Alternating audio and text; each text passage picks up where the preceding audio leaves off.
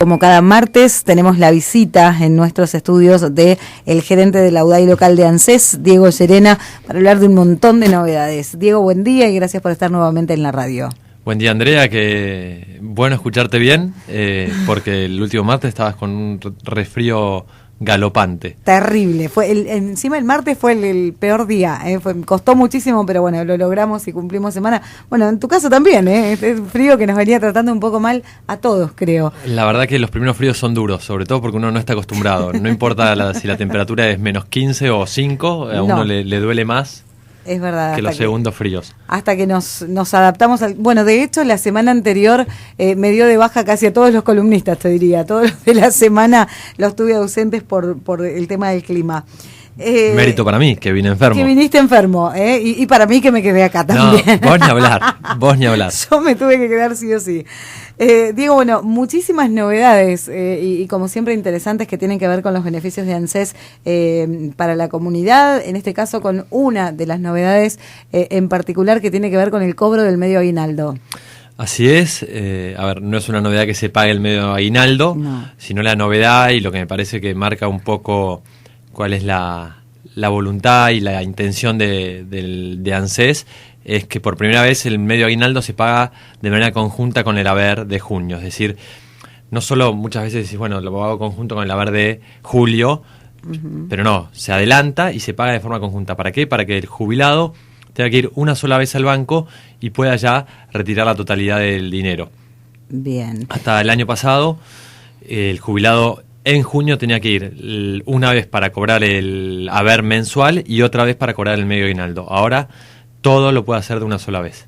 Bien. ¿Esto a partir de cuándo ya va a estar disponible? Hay jubilados que ya el viernes, que fue ¿el viernes fue primero o el viernes fue 2? El jueves fue primero y el viernes 2 ya han cobrado el aguinaldo y el haber mensual de acuerdo al calendario de pagos que corresponda según la terminación de su DNI, según si el haber es mayor o menor o igual a la mínima. A recordar que los primeros que cobran son los que cobran la mínima y con todas las terminaciones de DNI empezando en 0 y luego ya a partir de la segunda mitad del mes quienes tienen haberes superiores a la mínima. Bien, no hubo en ese sentido ningún cambio en el calendario, en las mismas fechas y como corresponde se va a cobrar, pero en este caso con las dos cosas juntas depositadas.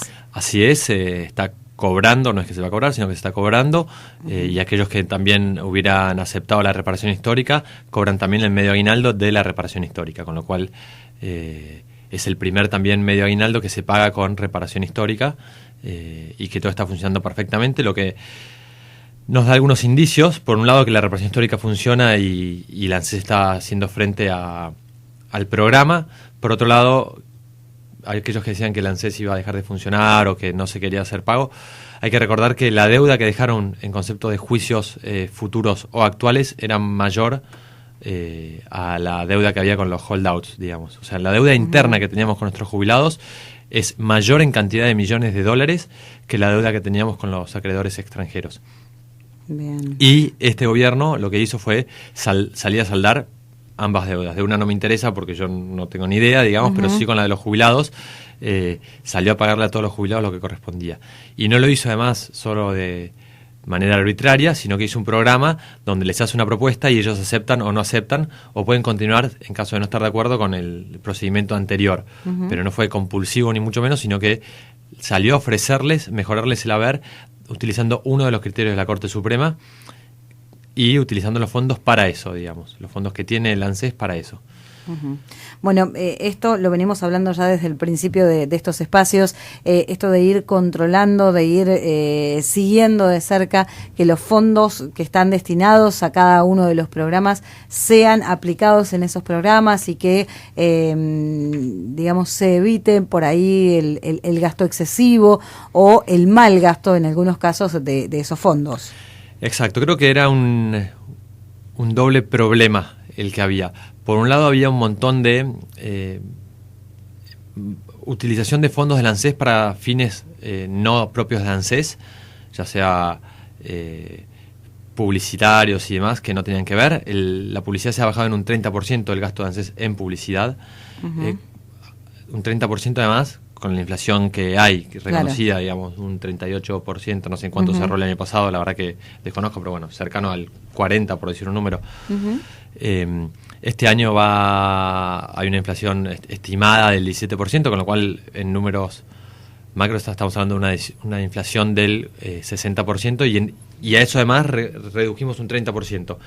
Y no me parece que la ANSES haya dejado de hacer publicidad, digamos, sino que se redujeron costos, se utilizó la información, claro, y se publicitó lo que tenía que ser. Por otro lado, también la ANSES tenía un montón de desvíos propios del organismo, como ser pago de planes Progresar a personas que no cumplían con los requisitos, planos de jubilaciones a un montón de extranjeros que no cumplían con los requisitos y que en realidad estaban administrados por algunas personas, sobre todo en las fronteras, donde presentaban DNIs de extranjeros, pero los extranjeros no vivían en la Argentina, no tenían aportes.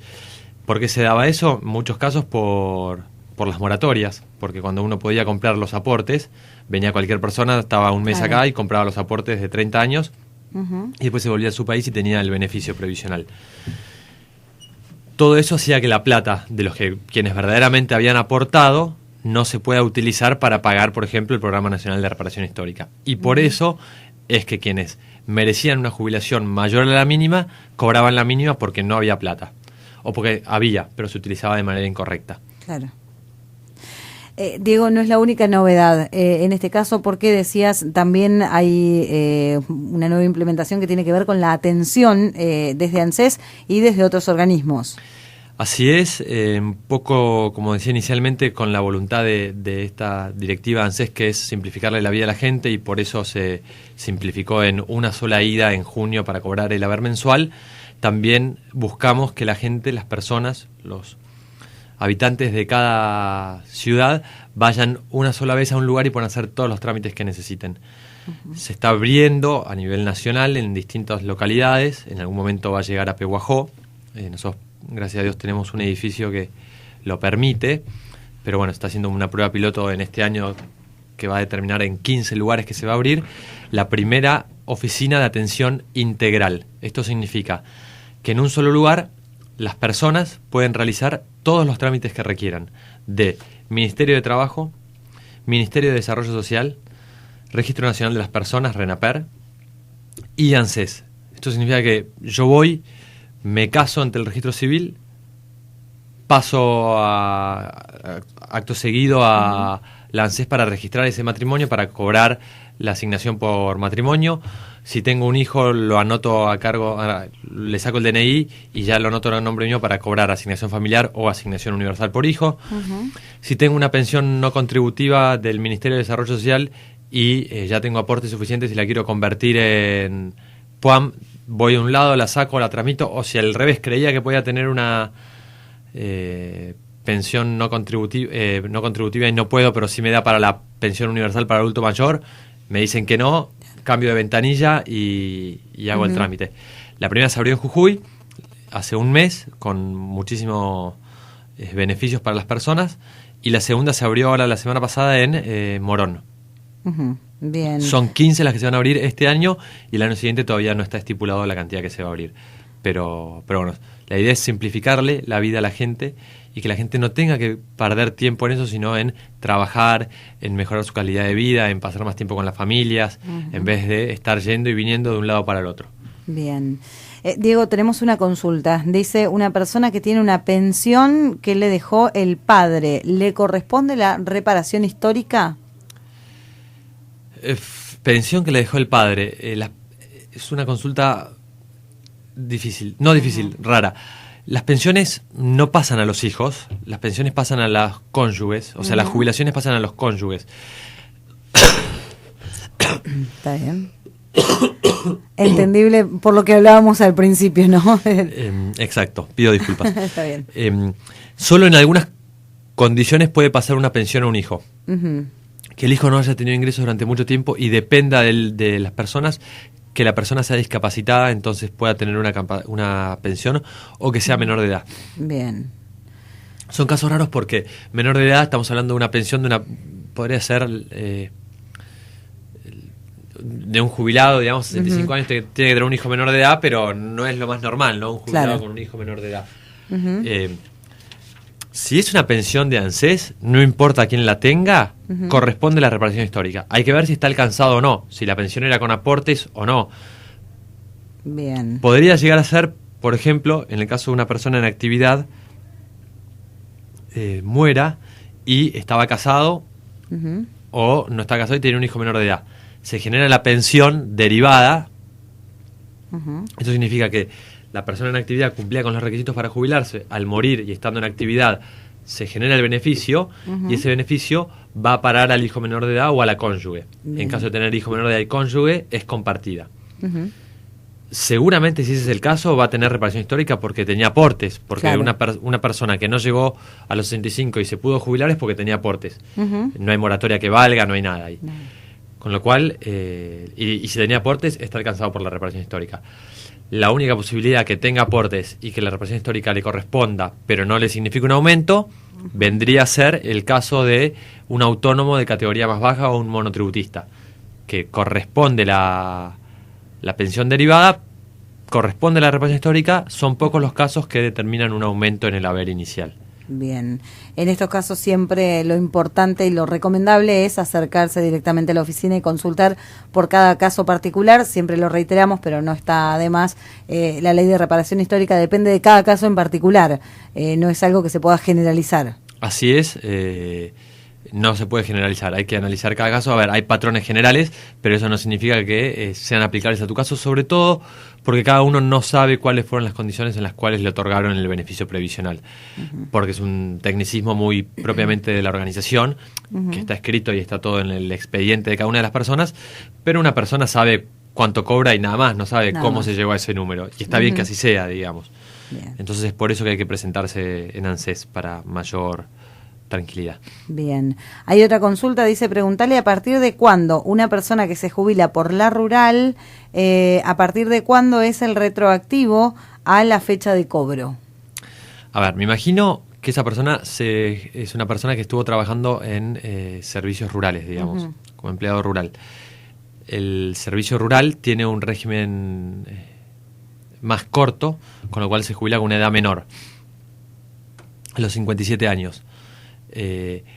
Todos los retroactivos se generan desde el momento en que uno inició el trámite jubilatorio hasta que sale hasta la fecha de cobro, digamos. Lo único que puede interrumpir ese proceso es que el expediente haya estado a espera de documentación que tenía que aportar el beneficiario. En ese caso habría que ver cuándo la aportó, cuándo no la aportó, si faltaba la renuncia, distintos casos. De vuelta, habría que ver el caso en concreto, cómo fue el expediente tramitado para poder explicarle. Bien. Cualquier beneficio, cuando uno lo inicia, deja ya sentado la marca de que, si ya tenía derechos desde ese momento, de que ese momento empezaría a cobrar el beneficio previsional, es decir, la jubilación. Bien. Si todo va normal, debería tardar 2 o 3 meses en salir, que son los plazos que estamos tardando, y esos 2 o 3 meses se pagan junto con el haber inicial. Es decir, esa persona no deja de cobrar esos 2 o 3 meses, solamente se dilata en el tiempo hasta tanto esté la resolución que le otorga de manera definitiva el beneficio. Bien. Digo, leíamos en los informes que nos van llegando de forma semanal la cantidad enorme de gente que se va sumando, por ejemplo, al caso de reparación histórica, también el pago de las asignaciones, el pago del progresar. Digo, han tenido prácticamente todos los planes una excelente respuesta.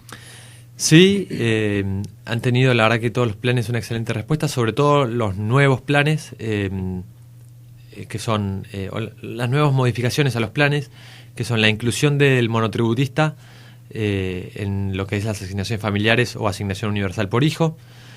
Hasta el año 2015, toda aquella persona que trabajaba en blanco pero era monotributista, es decir, no en relación de dependencia, sino tenía su propia actividad o negocio, tenía un hijo y por el solo hecho de ser monotributista y de aportar al Estado por su cuenta, no cobraba ni asignación familiar ni asignación universal. Y por ahí había personas que estaban en la categoría más baja del monotributo y tenían 5 hijos. Y la categoría más baja del monotributo hasta el año pasado era una facturación mensual de 5.000 pesos. La persona que no trabajaba, se quedaba en su casa y tenía 5 hijos, cobraba más de asignación universal que esa persona que trabajaba y no cobraba nada. Y eso quitaba un incentivo terrible y una falta de equidad y de incentivo al desarrollo del país. Porque ¿por qué voy a ir a trabajar para cobrar menos Tengo que romperme el lomo si me puedo quedar en mi casa. Bueno, se incluyó a las personas monotributistas y ahora están en igualdad de condiciones. A medida que aumenta la categoría, cuanto más cobra, disminuye el monto de la asignación universal. Claro. Porque también es lógico, si yo cobro más, no necesita tanto ayuda del Estado para criar hijos sanos en salud y en educación. Ese programa fue un éxito, todavía hay varios monotributistas que no conocen porque se quedaron con la vieja idea en la cabeza de que no, yo porque trabajo no me corresponde o porque soy monotributista no me corresponde. Estamos haciendo un trabajo bastante amplio de dar a conocer y el boca a boca es fundamental. Bien. Si querías agregar algo más. No, el otro también se incluyó a los trabajadores de temporada. El sistema era igual, yo trabajaba 3 meses en la cosecha de peras y manzanas, de algodón, y que me quedaba eliminado de la asignación universal por todo el año, porque además el trabajador de temporada, si bien trabaja 3 años, 3 meses, 4 meses, 5 meses, lo que dura la temporada, en algunos casos está afectado al trabajo durante todo el año, entonces se quedaba sin cobrar. También fueron incluidos. Bien.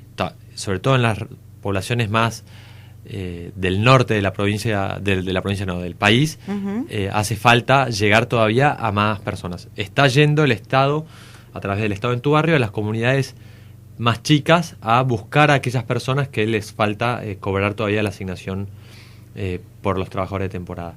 Y el otro programa que ha tenido muchas modificaciones, o algunas modificaciones, pero mucho éxito, es el Argenta de los Jubilados, que ya hemos hablado mucho, pero realmente nos da la pauta, sobre todo de cuando se escucha al beneficiario, que fue quien planteó los cambios, los resultados se dan, digamos. Que lo importante es salir y escuchar a la gente, porque trabajando en conjunto, la organización pública con el beneficiario, se pueden lograr buenos resultados y que mejoren la vida de las personas. Bien. Diego, te agradecemos como siempre por la información. Sé que quedó mucho todavía por hablar. Vamos a estar seguramente la próxima semana con más novedades respecto de los diferentes planes y de todo el trabajo que se está haciendo desde ANSES.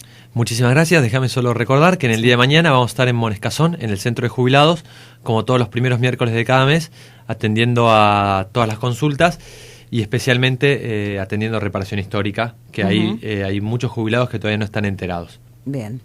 Muchísimas gracias como siempre. Gracias a ustedes. Diego Llerena, gerente de la UDAI local de ANSES, hablándonos de todas las novedades que tienen que ver con los beneficios que se brindan a toda la comunidad.